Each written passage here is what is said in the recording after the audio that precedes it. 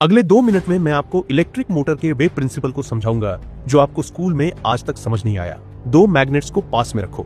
आप देखोगे कि ऑपोजिट पोल्स एक दूसरे को अट्रैक्ट करते हैं और सेम पोल्स एक दूसरे को रिपेल करते हैं। अगर आप एक मैग्नेट के बीच में होल करके उसे एक स्टिक पर रखो और उसके पास दूसरा मैग्नेट लाओ तो स्टिक वाला मैग्नेट उस तरफ घूमेगा जहां अट्रैक्शन ज्यादा होगा। अब अगर हम इसे बार बार रोटेट कराना चाहें तो हमें बार बार दूसरे मैग्नेट के पोल्स बदलने होंगे, जो कि काफी मेहनत वाला काम है। इसलिए हम एक मेटल बोल्ट लेते हैं, उसे वायर से कई बार रैप करते हैं और फिर उस वायर के एंड्स को बैटरी से कनेक्ट कर देते हैं।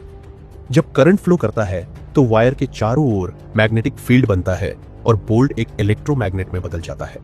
इसमें भी पॉजिटिव और नेगेटिव पोल्स बनते हैं और ये दूसरे मैग्नेट्स को अट्रैक्ट या रिपेल कर सकता है।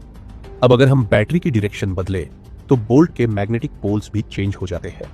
लेकिन बार बार बैटरी पलटना प्रैक्टिकल नहीं है, इसलिए हम बोल्ट को स्टिक पर माउंट करते हैं और उसके दोनों साइड्स में अलग अलग पोल्स वाले फिक्स्ड मैग्नेट्स लगा देते हैं ताकि रोटेशन स्मूथ हो।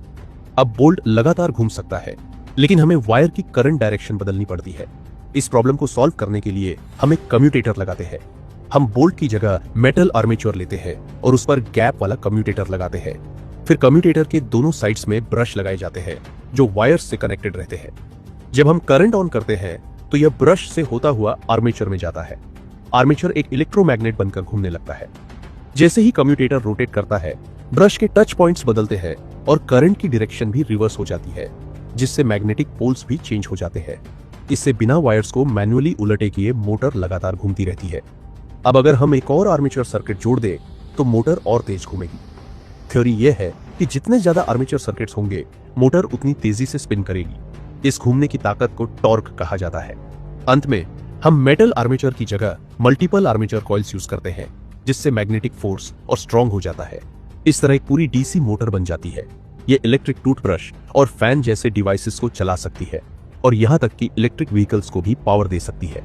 अब ये कॉन्सेप्ट अपने आसपास के उन स्टूडेंट्स को एक्सप्लेन करो जो अभी भी कंफ्यूज है।